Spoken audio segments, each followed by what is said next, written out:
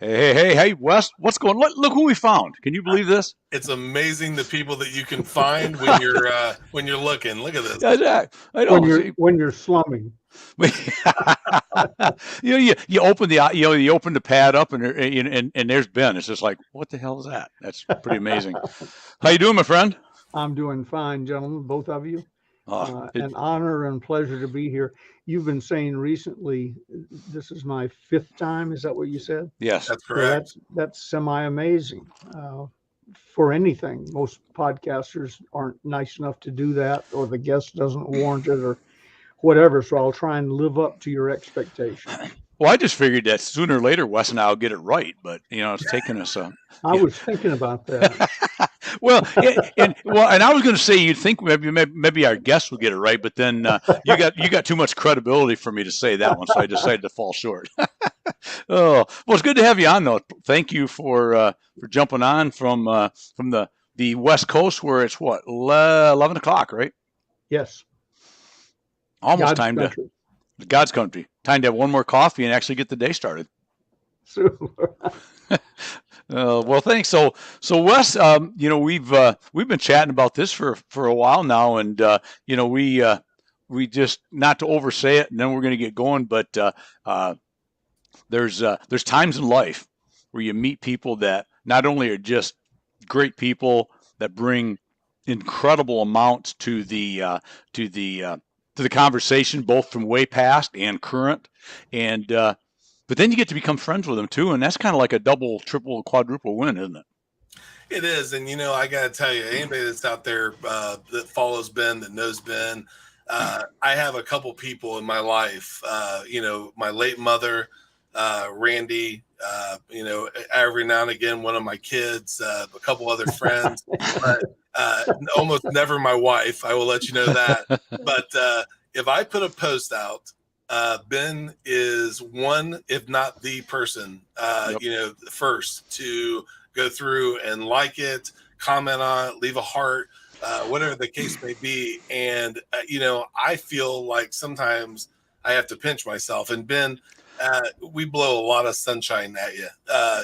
It's because you are so gracious and such a good guy. But I put a post up today, and I said something to the extent of, how many times does it take to kind of dissect, Ben Gay the third? And I said, I know it's not four, because we've had John 4 times, and we still are longing for more. So I don't think it's going to be 5. But what do you have to share with us today that we haven't talked about before, that people are going to find awesome? well, if I don't know if awesome's the right word, but here's something that came up. I work with my mentoring clients. I have a thing called Mentoring Dynamics that Dr. Hill and I were going to start. We started the Modern Human Potential movement through Holiday Magic Cosmetics years ago with a thing called Leadership Dynamics Institute. It was one of the early encounter groups. In fact, it was the encounter group in the late 60s.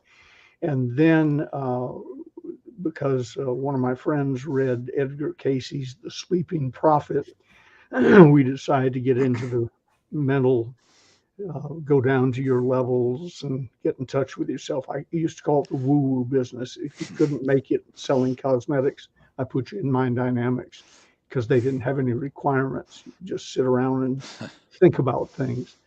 But it did well. So we had Leadership Dynamics, uh, Mind Dynamics, and Dr. Hill and I were working on Mentoring Dynamics. And the theory was bring people out. They'd spend, I don't know if we'd settled on the days, but let's just say 30 days in one of the local hotels with me and William Penpatrick and Dr. Hill. And it was a train the trainer concept, which we had used in Leadership Dynamics and Mind Dynamics. Bob Proctor, we were talking about not too long ago, was a instructor in Mind Dynamics, as was Werner Erhard. EST, that's where EST and the forum and all came from, was our two companies.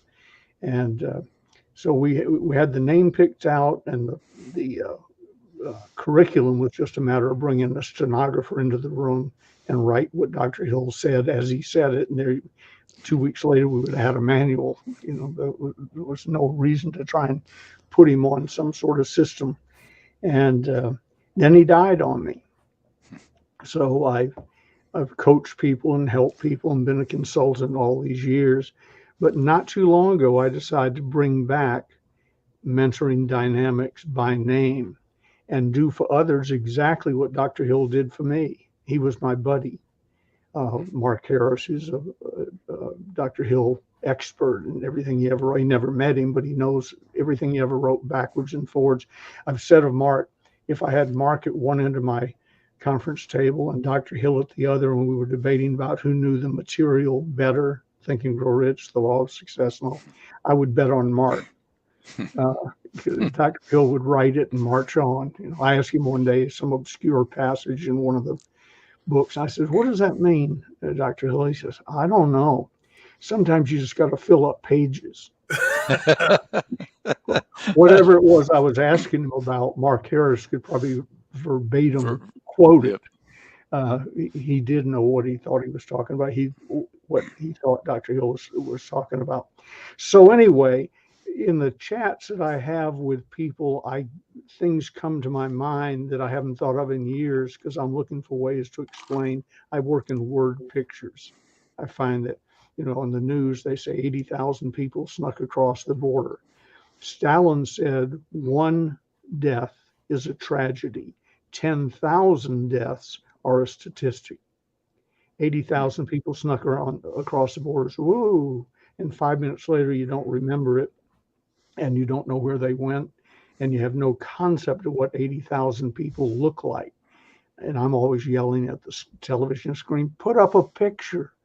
The Rose Bowl holds 80 or 100,000 people. If you're talking about 100,000 people, show the Rose Bowl packed. This is how many people snuck in the last 16 days or whatever. Give them a picture. So I teach that way. And I was talking to somebody the other day, all this is answering your question, believe it or not, about what little thing you want to share. This is one I haven't thought of in years, but it's the power of association. Deliberately getting yourself up close and personal with people, and I don't mean this in a selfish way, but with people who can help you in your reputation, help you in what they can tell you, and help in your image. For instance, if we all met in a pub, it probably wouldn't be 10 minutes before I would somehow get into the conversation that Dr. Napoleon Hill was my close personal friend and mentor the last 2.5 years of his life. Sometimes they go, that's interesting. Who's Dr. Napoleon Hill? But frequently that's not the case. It works the other way. Or Earl Nightingale was the voice of all of my companies. Earl Nightingale, again, if they've heard of Earl Nightingale, that's impressive. And then if I really want to jerk their chain, I talk about spending 9 hours locked in a cell with Charlie Manson. And that one, everybody knows that one. Or working with the astronauts, Apollo 15, 16, 17. It's not accidental that I know these people. All I'm looking for is a crack in the dike, and boom, I'm in. One of my dearest friends was Sally Stanford, the Madam of San Francisco. By the time I knew her, she owned a fancy restaurant in Sausalito, California, but she'd been marched across the bridge by angry citizens. She said, they couldn't catch me, so they couldn't put me on the pole. But that's what they wanted to do, was tar feather me and march me out of town. But you get to know somebody like that, A, because she's a character, and B, famous and so on.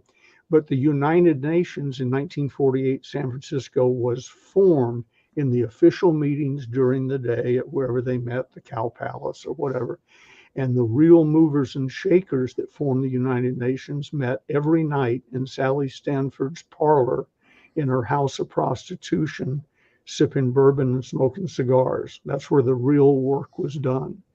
So if you knew Sally Stanford, you knew Dag Hammarskjöld and this person and that person, all the names you've read about in history books. They were sitting in her parlor talking and treating her like she was an equal, which she was. She was a fascinating woman.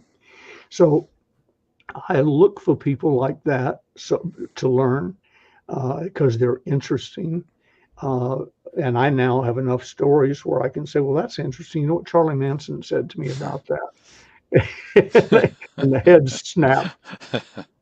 Every time somebody brings up How to Win Friends and Influence People, it triggers me to mention that was the only book Charlie Manson had in his cell. And he called it his Bible and told me, he said, Ben, I couldn't have built the Manson family without it. Which sort of, some people are, oh, that's terrible to know. No, it's not. It shows that the book worked, but Right. like a gun, you can use it for good or evil. So in chatting with this person, I started talking about the power of association and not to leave it to chance. If I was a realtor here in Placerville, for those of you who don't know, I'm in Placerville, California, where gold was discovered in 1849. And we're still selling gold pans to the tourists, which is where all the real money was made during the gold rush, selling Levi's and gold pans to the guests, the people who came to get rich. To bring up things like that bring people into a common circle. If I were a realtor, let's say in Placerville, California, and I just moved to town, in 30 days, you would know about me, because I would find ways to volunteer time. I was a baseball coach. I was never an athlete myself, but then nobody asked. So I was a baseball coach for several years. Teams weren't very good. That's because I didn't know what to tell them. Get a hit, run to that base over there. The extent of my, and I figured out early that people of that age, T-ball starting out, couldn't catch.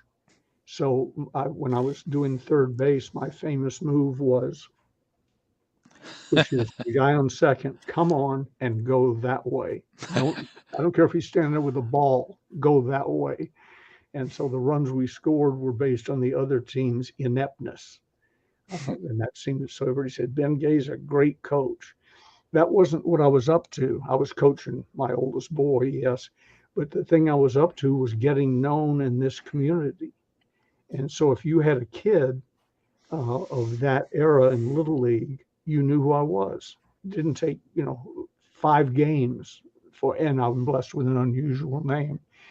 It didn't take me 5 games to be known by most of the parents in the area that had children. And then Kiwanis and Rotary and all, the worst job you can have in that business, those clubs, is to be the program chairman.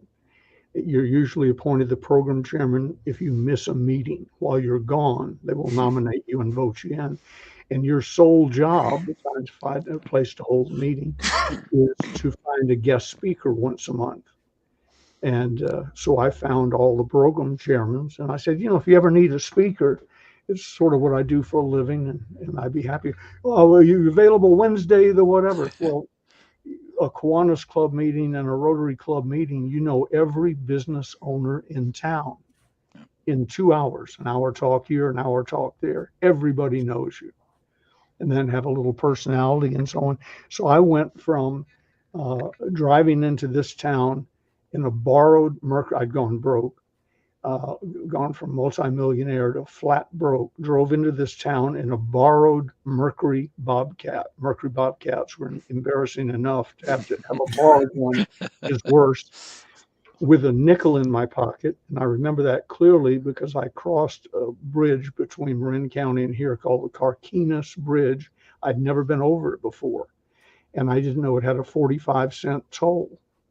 And I had 50 cents on me. And so after I left the toll booth at Carquinez Bridge, I had a nickel. And that's what I drove into this town with and started to meet people of influence. I got people to front an office for me. We started the call center business. My mother said, why don't you get a job? And I said, who do you think you're talking to? I'm starting a new business. I'm starting a new industry. This is going to be big. Yeah, but maybe in the meantime, a job, where you show up every morning. That's out of the question. So I got them to front me a house and the office where we put the National Communication Center, and we were off and running again because I met the right people. By the time we needed a little money to kickstart it, the banker was a good friend of mine. because I'd spoken at 2 or 3 of the service clubs he'd been to. So that's, again, the power of association. But the story that made me think of that when I was talking to this mentee, I don't know what to call clients and friends who are in a mentoring business, but this mentee said, well, give me an example. And I said, here's the greatest example of all time in the power of association. A young man, be better if I knew his name, but I don't. A young man went to John D. Rockefeller Sr. and asked for some startup money and investment to kick off his great idea. And Rockefeller said, I won't give you the money because it's too small for me. I would be giving you charity pocket change. But and I have no interest in what you're doing, nor any desire to find out about it. But I believe in you, and it sounds to me like a pretty good idea. So here's what I'll do for you. I will put my arm on your shoulder and walk slowly across the floor of the New York Stock Exchange with you, deep in conversation. And the guy said, well, what's that going to do? He said, you'll see. So they did it. The legend says it took about 10 minutes to get across the floor because Rockefeller would stop and talk to him. He was probably doing that thing they do in movies, peas and carrots, where your lips move. Right. Sounds like you're talking. The way the legend continues is when the young man got back to his office, he was oversubscribed. The phone was ringing off the hook because he was like this with John D. Rockefeller Sr., even though they'd only met once or twice and he had the courage to go ask for money. So I still do it. I don't need them anymore, but I still go out of my way. If there's a strange, interesting character in a room, give me just a few seconds and you'll find, where's Ben? He's over there talking to that person. Because somewhere in the poem Desiderata, it says, listen to the dull and ignorant. They too have their story. I've found frequently that the dull and ignorant, by technical definition, have the best stories and can teach you. The wisest person I ever met with on a regular basis was not Dr. Napoleon Hill. It was a pig farmer who owned the property next to me when we bought 10 acres up here. He was literally a pig farmer. He had a 3rd grade education. And some of the things he said that showed total lack of any knowledge about what was going on we could take up the hour on it. But wisdom he had beyond anyone I'd ever met. He was what I call close to the ground. It's like farmers understand life, but much better than city people because they see it, they plant it, they harvest it, they tend to it, and so on. Whether it's pigs or corn, they have a clear understanding the way things really work. And Jay Maxwell had that. He's gone now, but his brother lived in Atlanta, and Jay didn't understand across the country. Jay didn't understand delayed thing. When you're looking at a game, it's not necessarily when it was played, and it might have been over.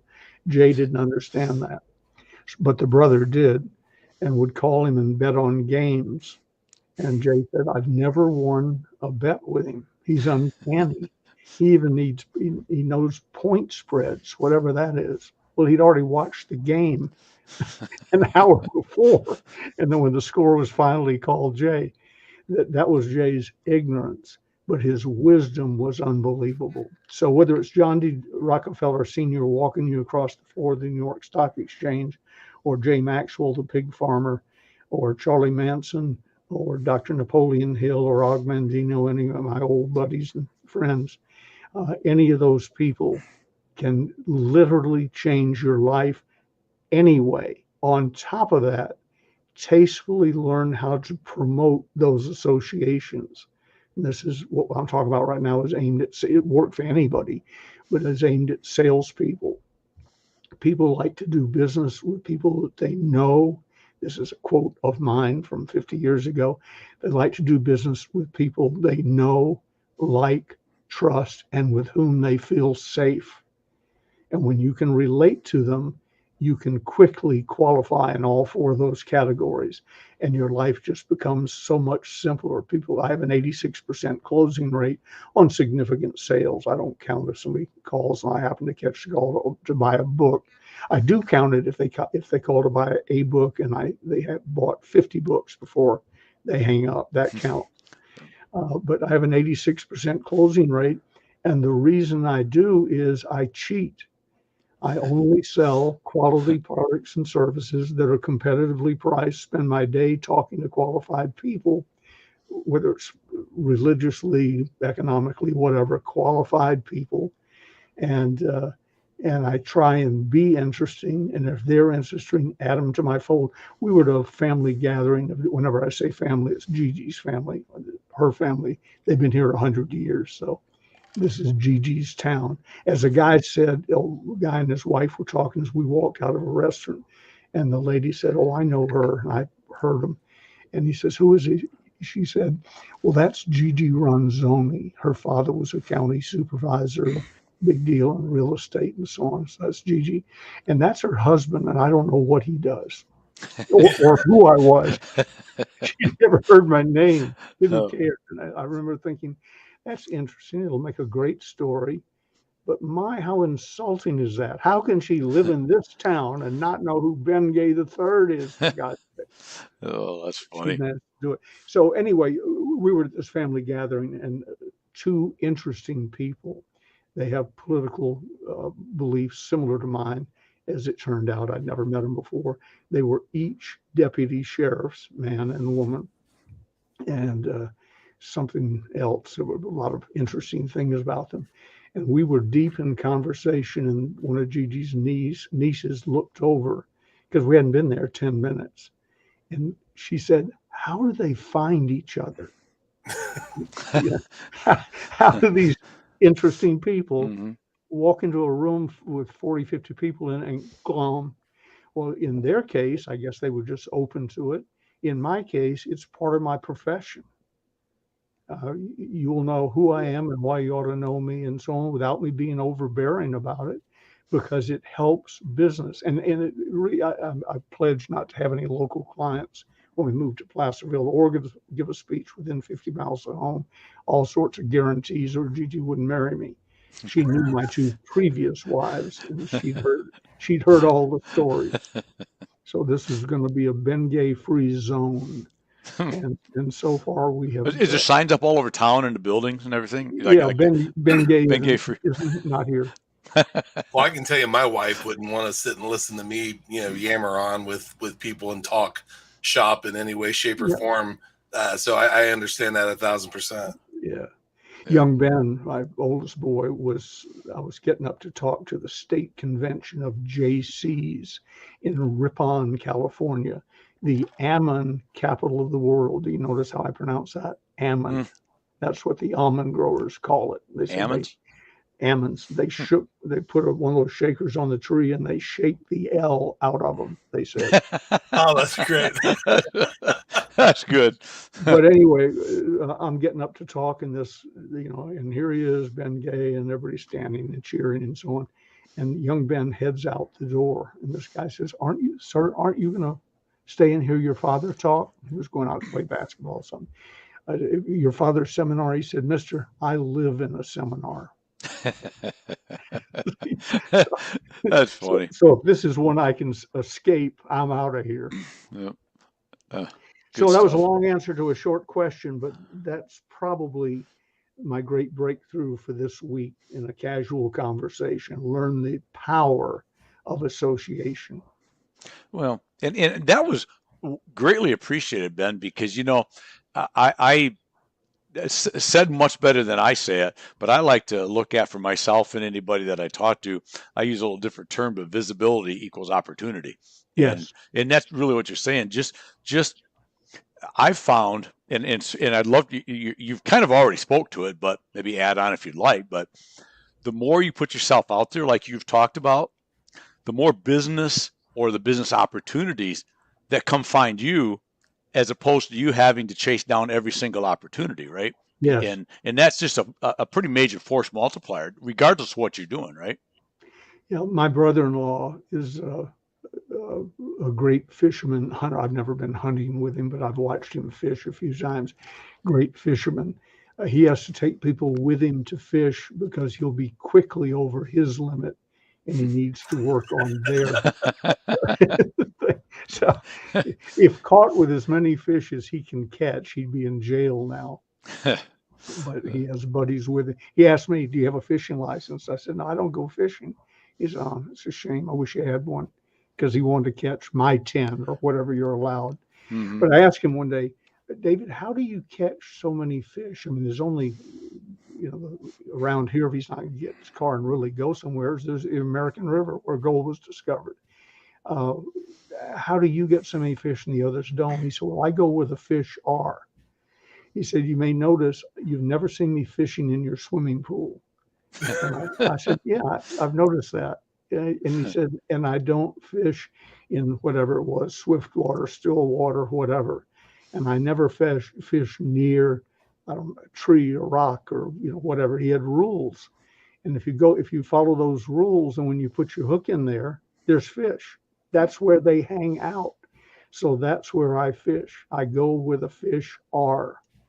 And the thing that made me think about that, you're talking about exposure and so on.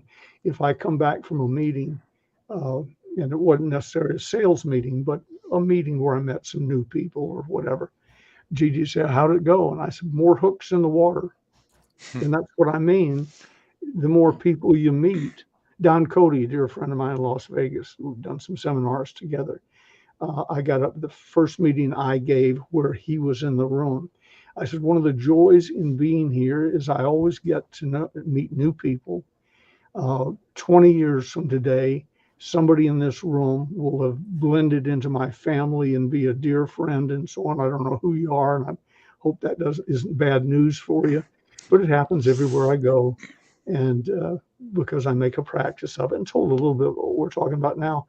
And at the break, Don ran over. I'd never seen him before, never met him, squatted down beside my chair, and he said, "It's me." And I said, "It's you what?" "It's me. I'm the one that 20 years from now, you're going to say we met." And it's probably been about 20 years. He was absolutely right. But it's all, I mean this in a positive manner, it's all hooks in the water. Make yourself available. You're a master at that, Randy. Every time I turn on the computer, there's you with a positive motivational quote. And you're at this show doing this, and you're meeting with friends. You're not calling on clients. You're meeting with friends who are / clients. And the way you got in with them was exactly what we're talking about now. The power of association. Don't leave it to. I got to be the attitude coach for Apollo 15, 16, and 17 because a young lady named Jeannie Harrington was one of our holiday girls. That's like an Avon lady in Holiday Magic Cosmetics. And I heard that Apollo 15 was about to go, 13 had blown up, 14 was having troubles. And on a hunch, because I remember her saying that her husband was a big deal at NASA. It turned out he was a launch test supervisor of the manned space program. That's a big deal. And so I called her and I said, "I understand 14 said, hi, how are you, blah, blah, blah. You may not remember me. I was the president of the company you worked for." The reason I'm calling is I've been reading about Apollo 14 having trouble. That was Alan Shepard's flight. And is that true? Yeah. And what I really called for is to figure out a way to get down there and see a launch.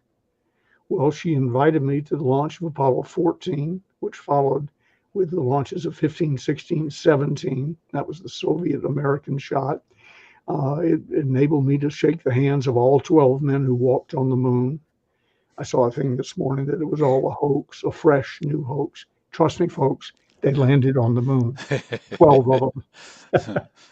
And I got in with them. Jim Irwin, commander of Apollo 15, became one of my dearest friends who got me into doing some religious work. He was a minister after he left NASA with Operation High Flight. Great, great guy. Well, how do I know all those people? Because I reached out to Jeannie Harrington, who I'd been nice to when she was selling cosmetics for us 15 years before. And thanks to Dr. Hill teaching me to write things down, I wrote down that her husband was a big deal at NASA. I didn't know the official title, but big deal at NASA. Sort of like, don't forget that. And to this day, I sort of trade off of that to this day. And that was 40 years ago, I'm guessing. Because San Quentin, the work I did there with People Builders, they ran an article. My PR agent charged me $50 to get a 2 or 3 page article in a magazine called Air California. The magazine's gone. It was an in-flight magazine. The in-flight is gone. I did a seminar about a month ago, a little longer than that, about a month ago, and made a good deal of money based on he had read the article in Air whatever it was, magazine. Well, I've been up here over 45 years, so it had to be before that. And that stuck in his mind. He said, I'll never forget that article. I've been meaning to call you. I said, what the hell took you so long? It's been 45 years. He said, doesn't make any difference. We're together now. So be your own best PR agent, and only sell quality products at competitively priced, etc. And life you too will have an 86% closing rate. It's like shooting fish in a barrel. And the 14% I miss, the vast majority of them don't have the money. It's not an objection. They just don't have the money today, but they may have the money down the road. My first car that I bought was a 1936 Chevrolet for $50 in front of a neighbor's house. They'd moved it out to the street and they had a new yellow something in the garage. So I figured they were getting rid of that. I knocked on the door. I said, I'd like to buy your car. Is that for sale? She said, well, I hadn't really thought about it, but yeah. I said, how much? She said, $50. If you're a car collector, ask me if you'd pay $50 for a 1936 Chevrolet. Unfortunately, this was in the late 50s and it was probably worth about $50. When it came time to trade it in, I traded in on a brand new Volkswagen, $1,842 at Bill Spring Volkswagen. He felt, I'm sure, like he was doing me a favor to even talk to me. Flat top, still had acne, cheap suit, turning in a 1936 Chevrolet on trade. What he didn't know at the time was that rather quickly I was going to take off. And over the next 3 or 4 years, I bought and or leased over 600 luxury automobiles, Lincolns, Cadillacs, Stutz Bearcats, a few Rolls Royces, etc. You just never know. Get in with them. And people say, don't waste your time on people who aren't. It's like, you don't know. Right. You just don't know. Be nice. You don't have to devote your next 7 days to being their friend, but make them feel like your friends. Let them know. Quick one. Stand outside the Carey House Hotel, little Gold Rush Hotel here in town, and a guy I was waiting for, Stan Smith with O.C. Tanner, the incentive jewelry people. I'd never met him, but he was coming up to sell us some stuff. And I said, Stan, over here. He said, how'd you know me? I said, you have a suit and tie on. Look around.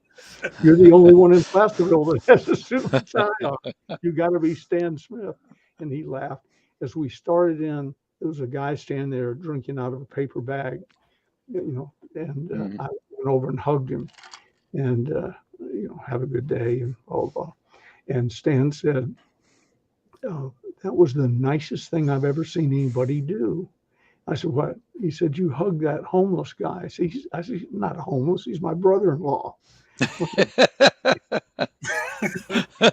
It wasn't the one I was talking about fishing. It was Wes, his older brother, who died, not unrelated to what he was doing that day. But everybody, I've met a lot of people through Wes who was sort of the town drunk.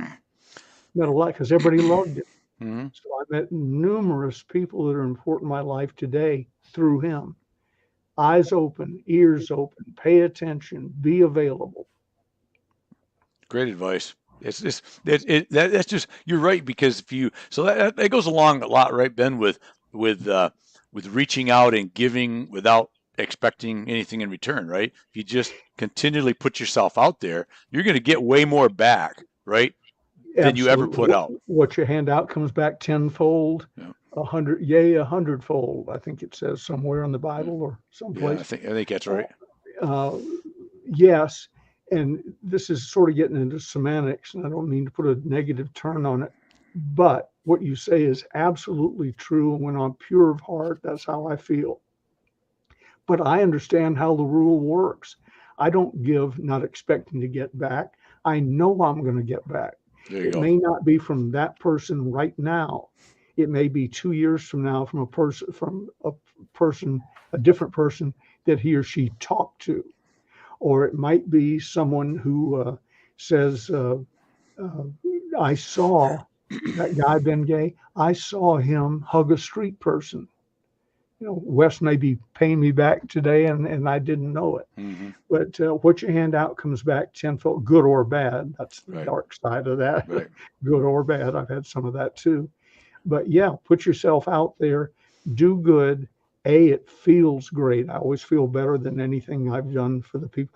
We were in a pub one day having a wine. I guess Gigi was having a wine. I was having a beer.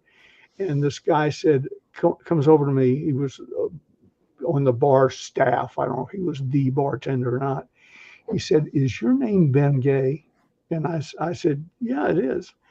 "How are you? What's your name?" And he started crying. He said, "We talk about you every holiday our family gets together." I said, "Well, tell me about it. What wonderful," I'm always kidding with people, "what wonderful thing did I do?" He said, "My mother was a waitress at Sam's Town restaurant, no longer in business, down the road about 10 miles. She came over, she was having a really bad day, put something down in front of you, and you took her hand and said, 'What's a beautiful lady like you doing biting her fingernails?' She had bitten them, to the quick." Mm-hmm. I said, "You don't need that. You're a beautiful lady." And I said, "Here's the deal." And you have to go back and adjust for inflation. I said, "The first time you can come up to me with beautiful fingernails out at least past the tips of the pad, I'll give you $100. Today, that would be I'll give you $1,000. And he said some period of time later, she went over and said, "Mr. Gay, do you remember our deal?" and held up her beautiful fingernails. And he said, "You paid our rent that month or made up the difference or whatever."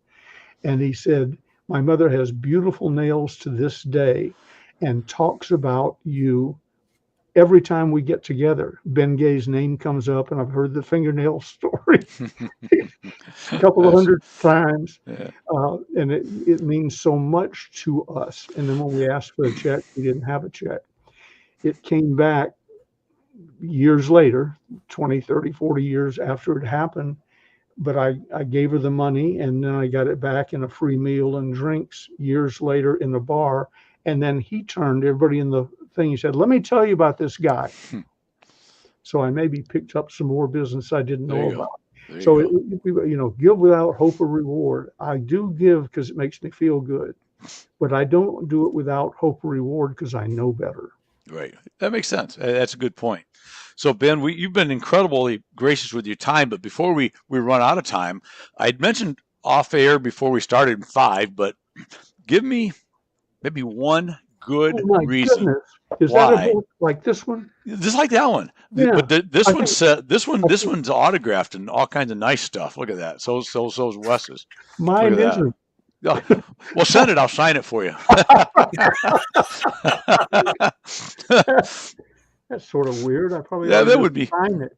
You should sign it to yourself. To me. Remain great. To Mr. Wonderful, remain great.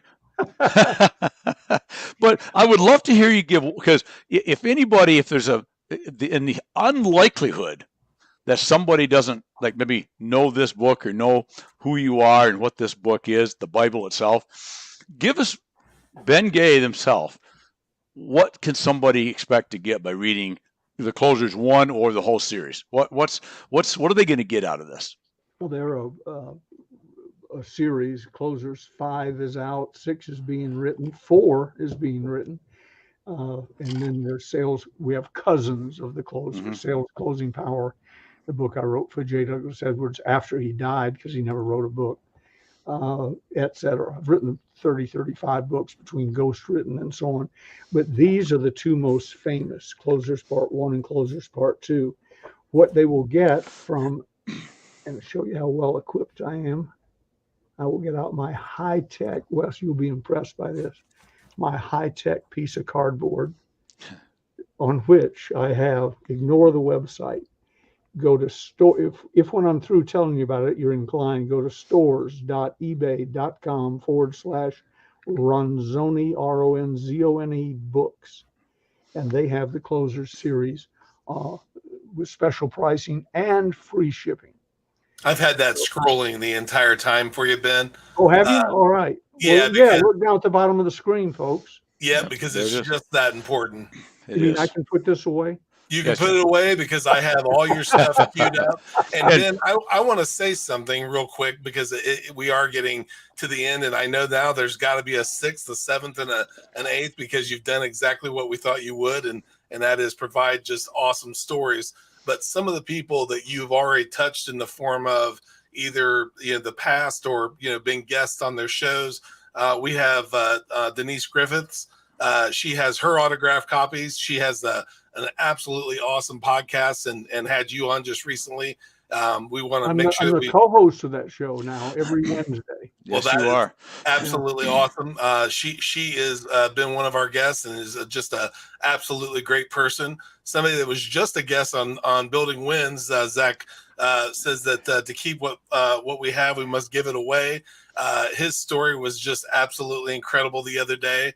And then a buddy of mine, Edge Roast, has popped on and said that he's really enjoying the show. I was talking you up to him off camera today because somehow or another he has not heard of the awesome person that is Ben Gay III. And then another man been living. Is he from the United States? Well, you got to realize he was trapped underground for a while, Ben. So coal miners. I've never got. That's right. He's one of those miners that you hear about. And then another friend of the show is Kirsten, and she said better late than never. So I just wanted to let you know you've got a lot of people commenting and loving you in the background. I just didn't want to interrupt any of your awesome stories. Well, thank you. Yeah. This book, I got to get better at this. This book, The Closers Part 1, is the best-selling, most popular, most powerful book on selling and closing ever written. And I can say that with humility, because I didn't technically write it. I bought the rights to it and rewrote it. The first publisher printed 500 copies, sold one, and it was to me because I clipped out their little tiny ad in the Wall Street Journal and trying to get people to subscribe to the 800 number service. 85% of all Americans, when I started the National Communication Center, didn't know an 800 number was toll free, and etc. So I clipped it out because it didn't have an 800 number, and started a series of letters. And as I was getting ready to mail it or send it down to word processing to start the letter series, I noticed it implied maybe there was a book involved, and it was $14.95 or something. This is years ago. So I clipped my check to it, sent it down, and never thought about it again. Would have never thought about it again. If they'd never sent the book, I wouldn't have noticed. It was just sort of one of those, here, insert this check with it. And the book came. I opened it up like you do books and flipped through the pages. They shot all over my office because the people who printed the book didn't know how to print literally. They snuck into a printer's office late at night and printed the book off the books, off the record. The owner of the printing company didn't know they were in there. Half the pages were upside down, those that stuck. And so anyway, I scooped it up and was going to throw it in the trash. And I thought, well, I'm going to be on a flight to New York in a few days. I'll take it along. This is before 24-hour movies and all that, and cell phones. And it'll give me something to do. And I even had a plot, stick it in the back jacket of the back pocket of the seat in front of me, and then they can worry about it and get rid of it. And so on the way to New York, a few days, a week or two later, I start flipping through it. I'd found the Dead Sea Scrolls of selling, misspelled words, horrible grammar, pages upside down. I never really had all the pages. I don't think they all came with the shipment. And so I got off the plane at LaGuardia, went over to a payphone. Your younger people probably have heard about them. It's a phone on the wall or in the booth. You put coins in it. Coins are little round things before debit cards. And you put, some of these stories really age me. Called the number in the book, and I said, "Hi, I've just finished reading the closers, and I'd like to talk to whoever the boss is." And they said, "Well, Mr. Gay, how are you?" And I'm looking around. We didn't, except for Candid Camera, an old show that surprised people with hidden cameras, we didn't have caller ID. I was at a payphone anyway. We didn't have cameras every 5 feet. And I said, "I didn't give you my name." And they said, "Well, we printed 500 copies. We ran one ad one day in the Wall Street Journal. And we sold one book. So if you've read the closers, your name is Ben Gay and you're from Placerville, California." So wow. Speed up the story a bit. I said, "All right, I think I'd like to buy some, horrible as they are, and give them to some of my people, give them something to do, put it together. And then I think they'd get something from it. How many do you have?" And he said, "Like I said, we printed 500 copies. We sold one. I don't have to go count. We have 499. I said, I'll take them." I got the right, once my people went crazy over it, I got the rights to rewrite it and the exclusive international marketing rights. And we turned it in. They sold one. When we quit counting 25 years ago, we had sold 10.5 million of just part one. And the reason is it has the kicks, the blocks, the punches of selling in it. It's not politically correct in several places. You may have noticed. Which I enjoyed a lot, by the way. Yeah, I just decided not to start messing with it. It'd be like penciling corrections in the real Bible. And some, whether I agree with it or not, it stays. And so we sold 10.5 million when we quit counting 25 years ago. If you're in selling, somebody I hear, like you said, from your friend, I occasionally hear, "I've never heard of the closers." I said, "Really? How long have you been in selling?" And they can tell by my tone that I'm questioning their intellect and their sales knowledge. And I get various answers to that. And they said, "Why do you ask?" And I said, "Well, that's like walking into a Christian bookstore, spotting the Bible on a shelf and saying, 'We got a Bible? I didn't know that.'" If you've been in selling over 30 days, you either have the closers, somebody who does have the closers, they're usually your top producer, and you should have it. So it's rough and rowdy. As a friend of mine, now a friend, said one day after he got his copy, he said, "I felt like I shouldn't be reading it. It gives me an unfair advantage." He said, "When I read it in my office, I shut the door. I don't want people to know where I got the information."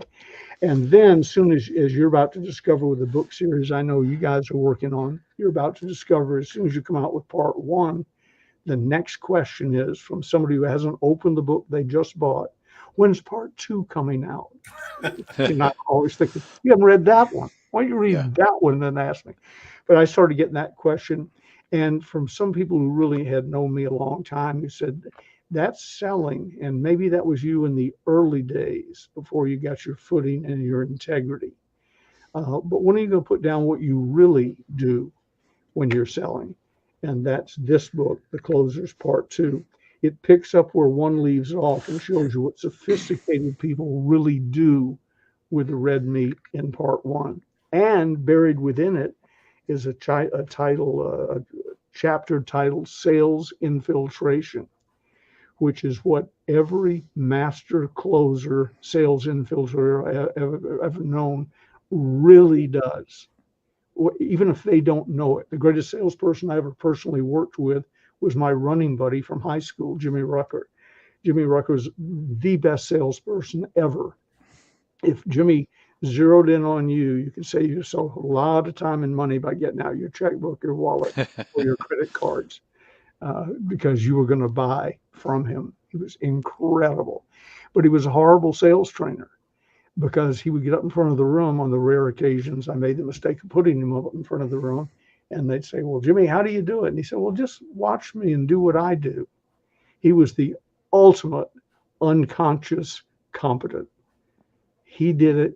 He didn't understand why you couldn't do it, but he didn't know what he did. He just got up in the morning, was Jimmy Rucker all day long. I took what people like that, Zig was one of those, and I wrote it down. So now, people come up to me and say, Mr. Gay, I'd give everything in the world to know what you know about selling. I said, good news. I wrote it down. That's have awesome. It all for about $100. There you go. And in closing, Ben, I'm going to tell you, I got to read this. I think this is one of the first things when I first got the book years ago, and then you sent me new ones here a while ago signed, which I appreciated. But I love the warning at the top. The warning says, and it says in big bold, warning, this material is not for the beginner or the novice. It is specifically intended for the sales professional only. And I love that because, if nothing, that is what it is. If you're a little bit of a sales pro and you know what you're doing, you can go as far as you want to go by following the principles in these two books. So thank you for that. Show them up. Thank you. Buy the books. Buy the books. I'm telling you, buy the books. If you're in sales, you want to be good, you got to read the books. It's Gigi's retirement program, for God's sake. Well, that's important too. That's important too. You don't want to have to buy all her wine all the time. She got to fend for herself a little bit. Jeez, we got to fix this. Well, Ben, thank you for your time. It's you gave us a lot of time as always. It's just always great to chat, my friend. The best. Same here. I love both of you guys and honored you had me back. Oh, we love you so much that we'll have to do number 6 now. So all right. Let me give me a date. Okay. I still remember, you've always told me, and I don't forget. I don't know if you remember this, and then I will let you go. But one time I'd said something about if you might want to be on again, maybe the second or third time, and you said, Randy, what did I tell you after the first one? And I'm thinking a minute, and you reminded me that I'll come on anytime you want. Just ask. And and that was meant a lot, my friend. So thank you. Which is a tribute to both of you guys, because I just instantly liked both of you. And back then, Wes, you were sort of in the background, but I admired your technical skills. You made it all happen. And that's the reason I spent a little time with you. If you may recall then saying, sometimes people who do, not now, you're a star now, but people who do what you do don't get recognized. And I want you to know that I recognize professionalism when I saw it, and you've got it in spades. It's the reason I recommend your services every chance I get. But anyway, I appreciate it. I appreciate the honor of being on. And it goes back, just looping back to what we talked about first. Put yourself out there. I love you, and that's the reason I'm on your show anytime I can help. But I'm not unaware that thousands of people will see this now, a year from now, 5 years from now. Right. And it's another hook in the water. And I thank you for that. You're welcome. Thank you, my friend. And it's our pleasure, Ben. Thank you so much. All right. Cheers.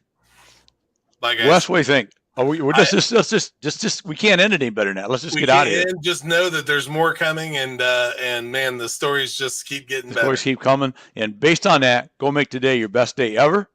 Until tomorrow, let's do it. Cheers. All right, bye, guys.